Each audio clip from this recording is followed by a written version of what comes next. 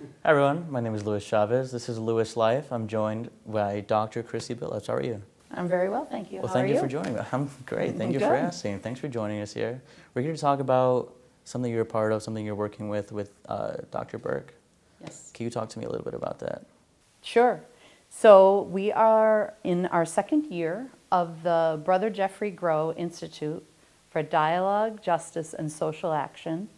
And this was developed by a team of us, not just Dr. Burke and myself, but several faculty and staff, to attempt to move our conversations, both academic and otherwise, from conversation to action.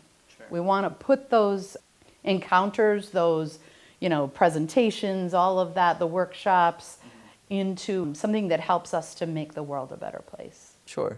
So you said this is kind of a recent development that you guys are working on.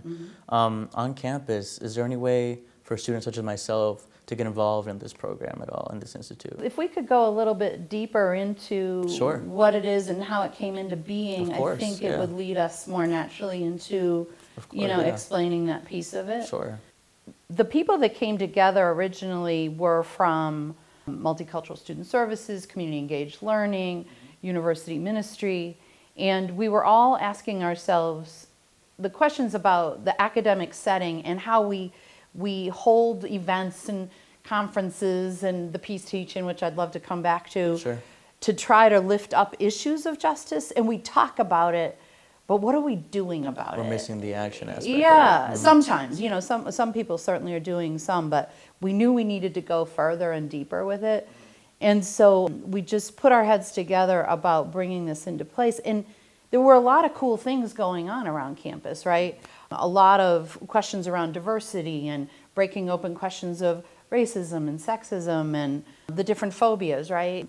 We were seeing a lot of community engaged learning, community engagement in general happening with student orgs or university ministry, and certainly through the Community Engaged Learning Office, of which I've been a part.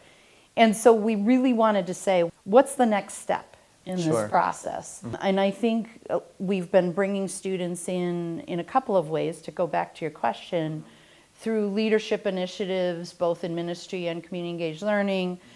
Dr. Burke and I started the Peace Studies minor in the fall of 2015. And it's really, I think, taken off. I think a lot of students have been intrigued by the questions that we're asking and the perspective we're taking, that it is essential that we all refocus our metaphorical lenses in how we see the world and in how we see people who are different from us. Sure. And so many times in our communities, there's division where it need not be. And so how do we lift up those divisions, make sure that we're seeing them clearly, and then start to build the bridges between communities that are otherwise divided and don't need to be. And so that's where, of course, the dialogue piece comes in. Sure. And then really taking honest looks at some of the injustices, the systemic oppressions, things like that, that really need to be examined, dismantled, and reimagined so that we can live in a better world. I think that's a really important subject to bring up, especially in today's day and age where you do see a lot of that division, a lot of those, where they're not necessarily, it's not a dialogue per se, but it's one group attacking a different group. Yeah. Or a lot of disagreement between groups. Absolutely. So I think that's really important, especially on a college campus that's so diverse, where we should have a dialogue between different groups that can interconnect and kind of, understand each other on a fundamental level. Like Absolutely. that. Yeah, so this Peace Studies minor, are there any classes that people who are interested in becoming a minor or people who are just looking to get more into it can take to sort of, dip their toes in that water? So I'll say just a little bit about how it's structured. There's a core of classes that we feel are essential to the minor, and then electives across 11, soon to be about 13 disciplines across the university. And in the core, Dr. Jim Burke teaches Foundations of Peace Studies, and students can take that as their theology of Gen Ed and really kind of get a sense of, what it means to build peace through a lens of justice. They take on a number of different issues and, looking at the environment and wanting to arrest climate change, right? To look at poverty or hunger and those kinds of issues. The other core theology class that one could also take as a gen ed, as you say, dip your toes in, is a class we call Practicing Faithful Justice, and it's one that I teach.